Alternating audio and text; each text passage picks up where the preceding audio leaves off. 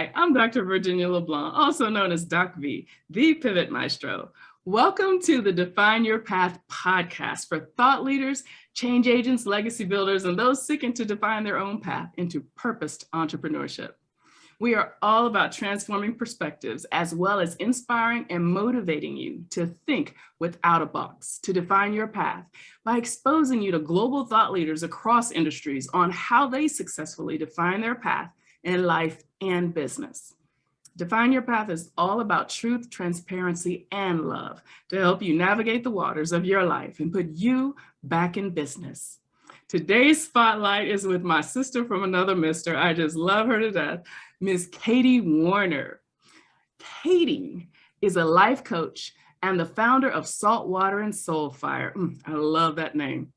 She is known for sharing the naked truth about her own struggles, triumphs, and spiritual journey, as well as her ability to make spirituality and the law of attraction a little less woo-woo and a little more real world.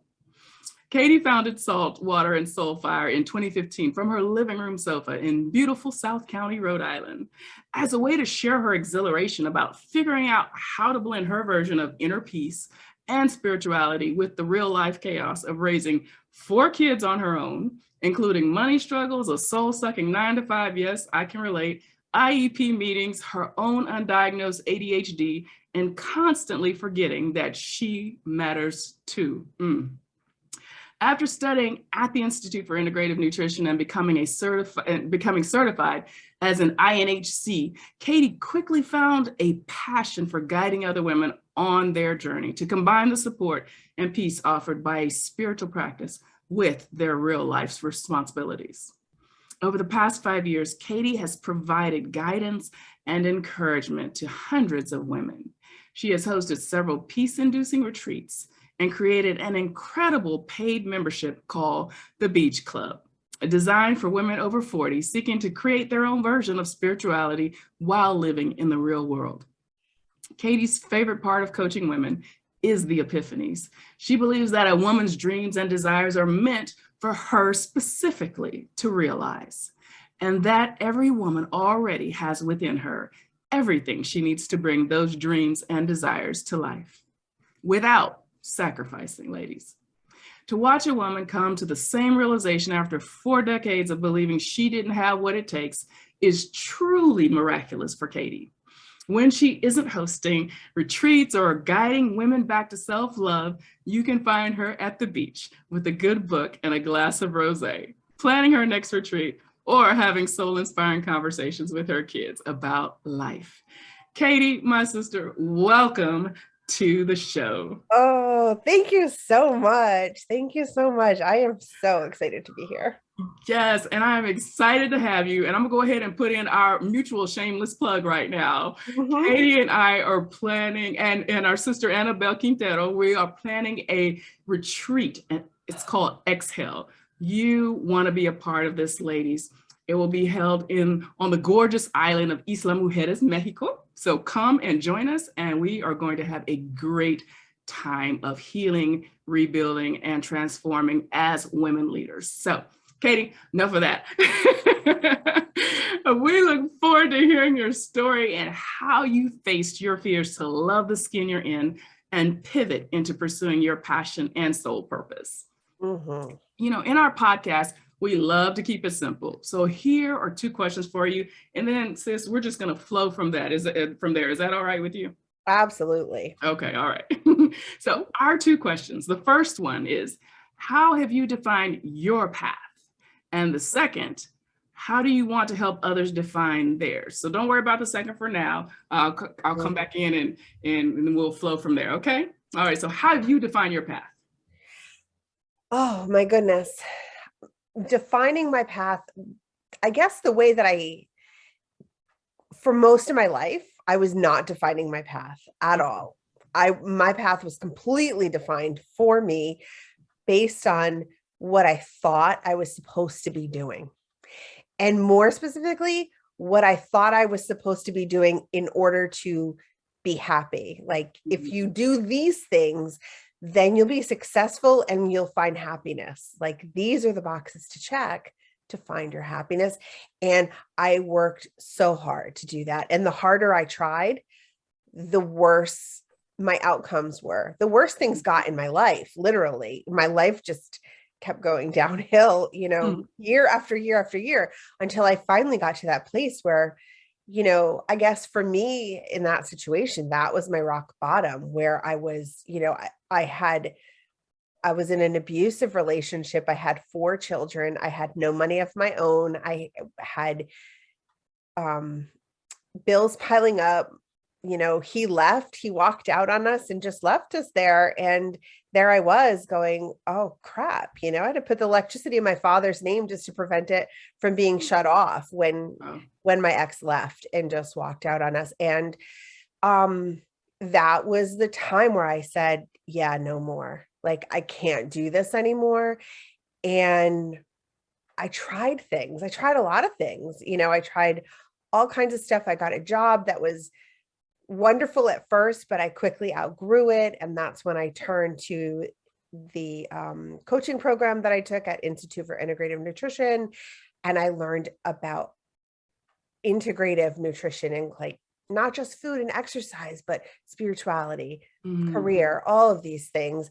And that put me on this path to spirituality, but it was kind of out of reach for me because I wasn't a super spiritual person, and I didn't really relate to the crystals and all of that stuff. It wasn't my thing. So I needed a way to bring it into real life, the life where the dog just puked on the carpet and the kid needs to get picked up from school and that the dishes and the dinner. And so that was where my path began. Well, I mean, it's kind of where it came from. And that's how I ended up defining it, kind of defined itself, I guess, so but it came from me. Yeah. Yeah.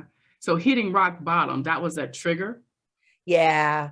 It was me sitting there going, wow, my life is a complete mess. Like there is nothing going right now. Not one thing is the way it was supposed to be. Nothing. None of the boxes that I tried to check had the outcome that I expected or that I was allowed or conditioned to believe it would have. Nothing. Yeah. And I had to have the courage of my conviction to say, maybe that's not what success is. Maybe the definition I was given or conditioned to believe isn't really what success is. Maybe not for me, It was either that, it was either making my own definition of success and deciding that I got to figure it out on my own and in my own journey, or it was decide that I was just a failure at life and I had nothing to contribute because nobody worked harder than I did to check those damn boxes and nothing worked.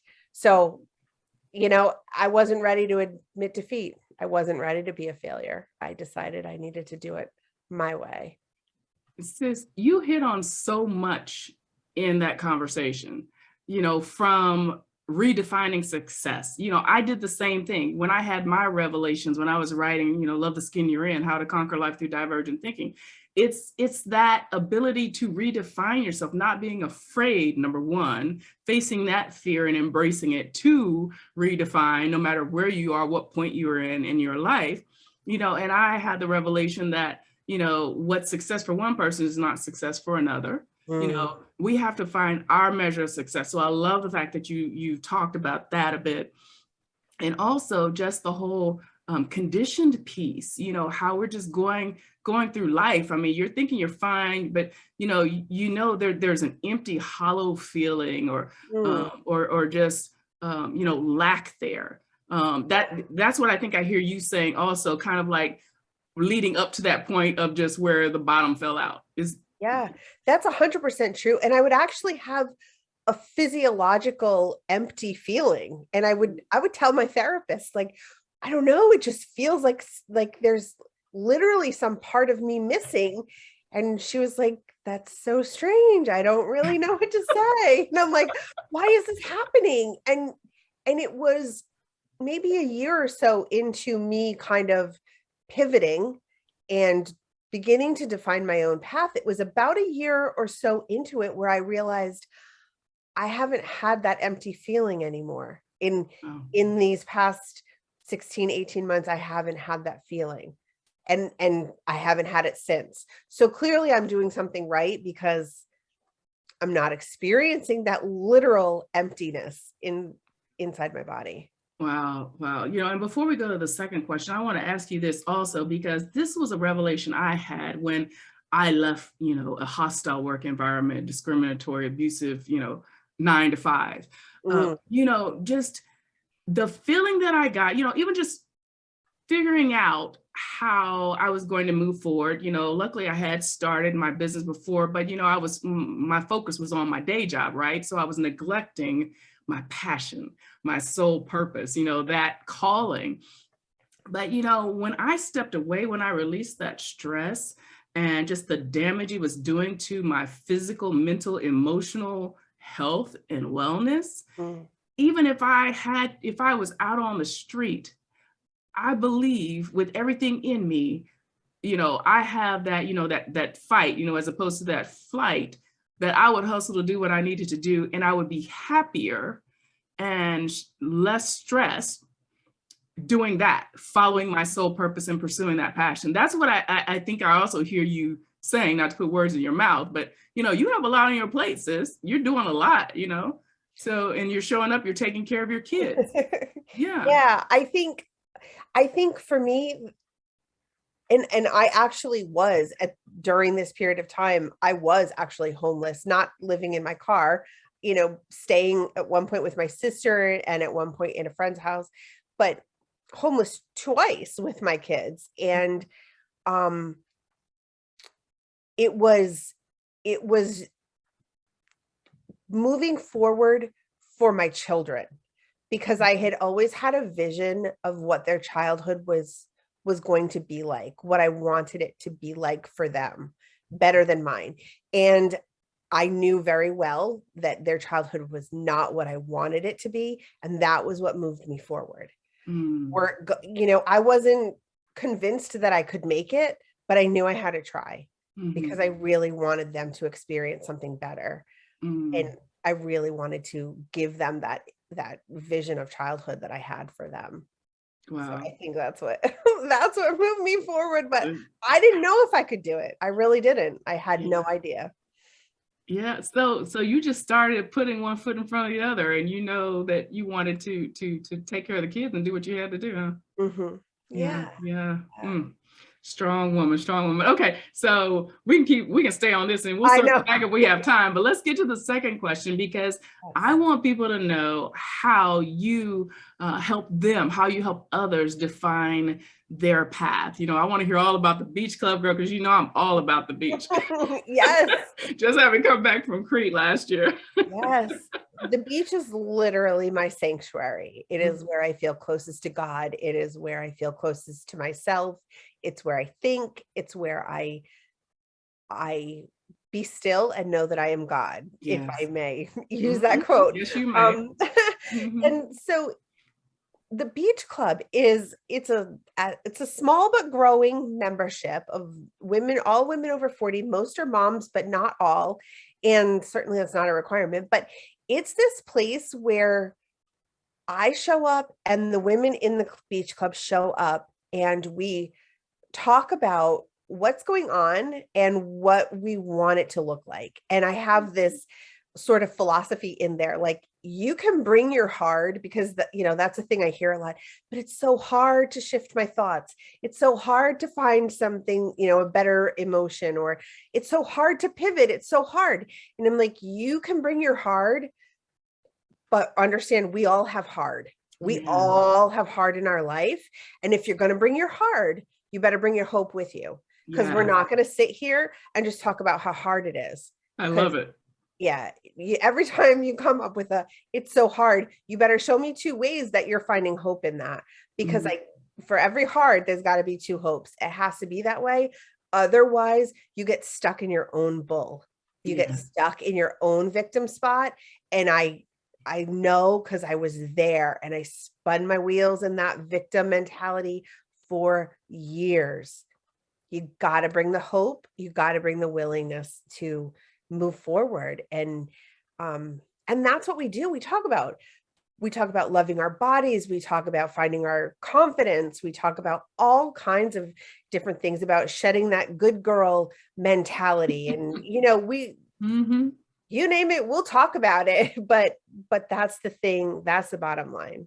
Oh, I love it. I love it. I love it. I love it. So what if a young lady, because, I mean, more and more women are dealing with and facing the things that, the over 40, the 40 and over crowd face. So what if a woman comes to you and, she's 30 something, in her 30s, and she wants to be a part, what do you say to that? I say, come on, come on, because one of the things that's really important to me, and I'm not the most skilled at this yet, but I'm trying and I'm very open to it.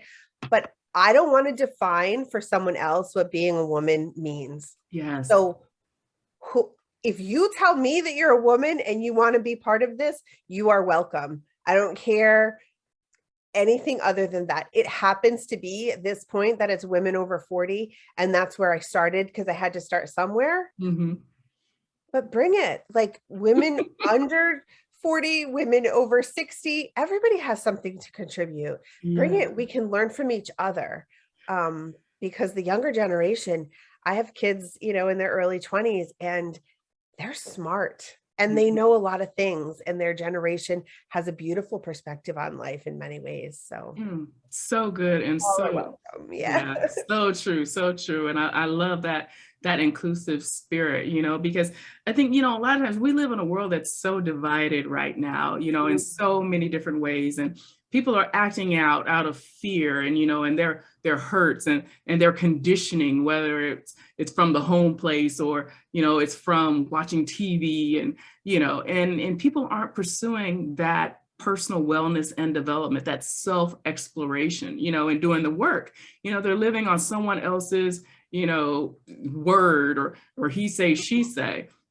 So, I mean, how much more important is, doing what you do, and our other purpose entrepreneurs who come to the show do. It's so important. And we need more people to step into that space, and not only hold space until, the other people can stand up and take up their own space, but just to follow their sole purpose. What do you have to say to that?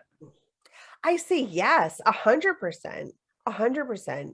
And I don't want to be the one that's telling somebody else what their purpose is, or, they know. You tell me what it is and I'll shine the light on the path, and together we'll go. And I'm going to walk my, I don't even know how to say that right now. Walk your walk, talk your talk. Yes, I'm going to do it because I'm, I may be a little further along on the path, or I may be the one holding the light, but I'm still on the journey too. And I know what's right for me, and I want to support you to know what's right for you, so that we can do this together and just open up these channels for love and collaboration and companionship and joy to flow, because that's what we're meant to be. That's who we are underneath the conditioning and the fear. Yes. And we got to do this together. We got to do it together. Yes, it's so good. Oh my gosh, just that, you hit the nail on the head, and we encourage people to walk their path, right? Find their own measure of success. We struggle because of just the way societies are set up.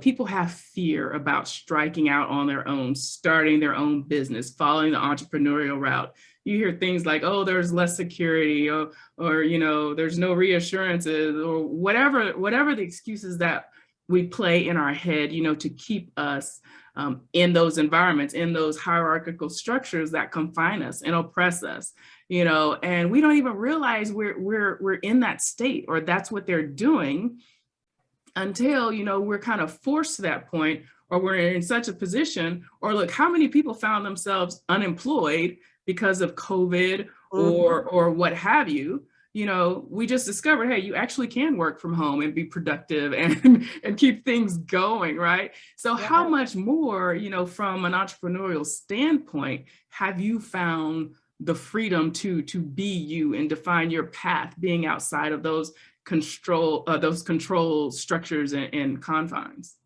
I found so much freedom in starting my own business. And I had goals around freedom and around breaking out of that paradigm.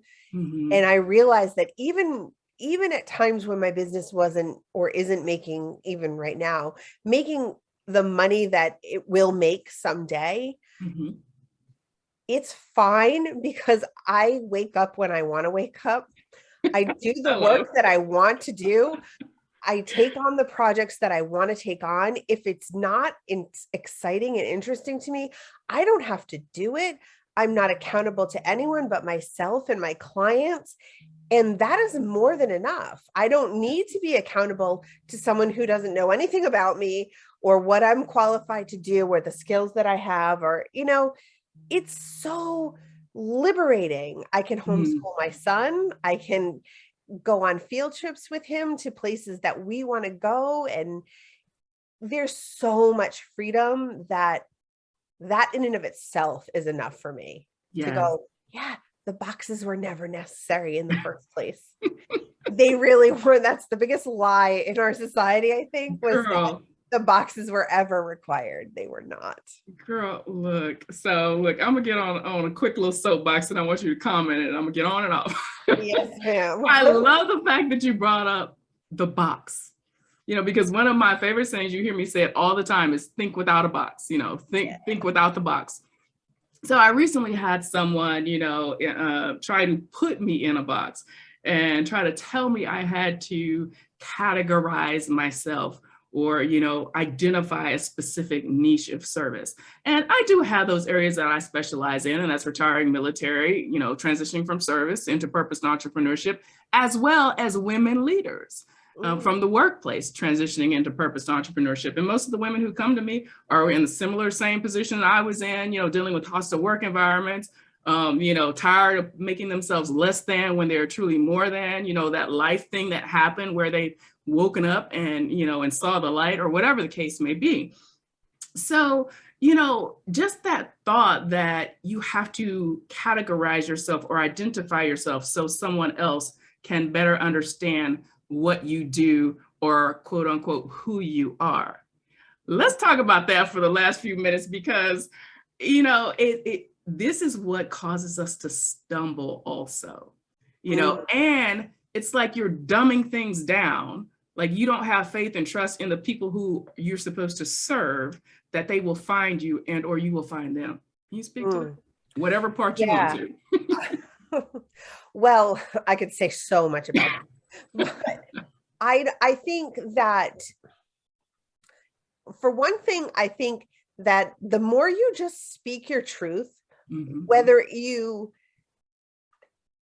niche aside, no niche necessary, just wake up in the morning and speak whatever is on your heart, whether it makes sense with what you spoke the day before or not, who cares? Speak it. If you do that consistently enough, your niche will find you and it will develop around you, and it will not look like anything that you ever could have imagined if you sat down to intentionally identify a niche, because that kind of magic comes from God. That kind of magic comes from being in the flow.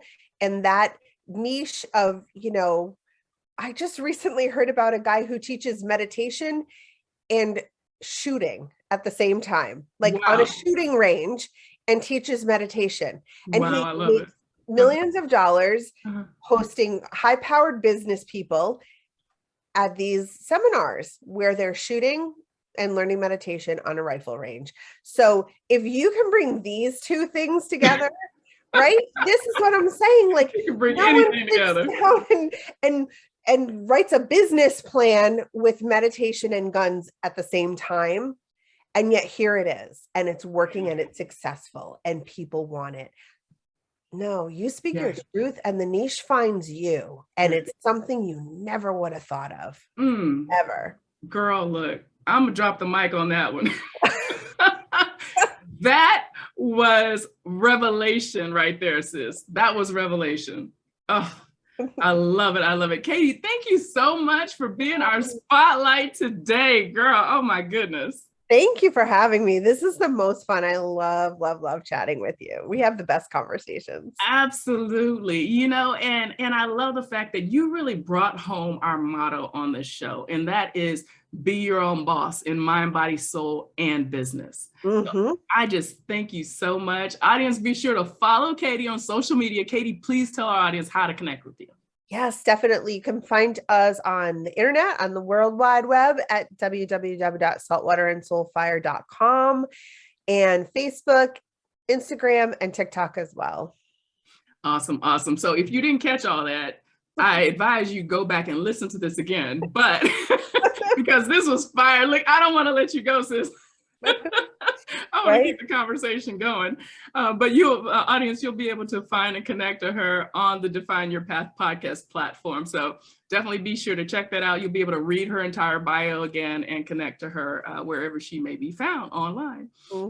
So be sure to visit our virtual home at Defining Paths to see what we're up to. We're up to an awful lot, including that Exhale retreat I told you about. So you'll be able to find out more, put down your deposit, put your application for Exhale in Isla Mujeres, Mexico, October 17th through the 21st.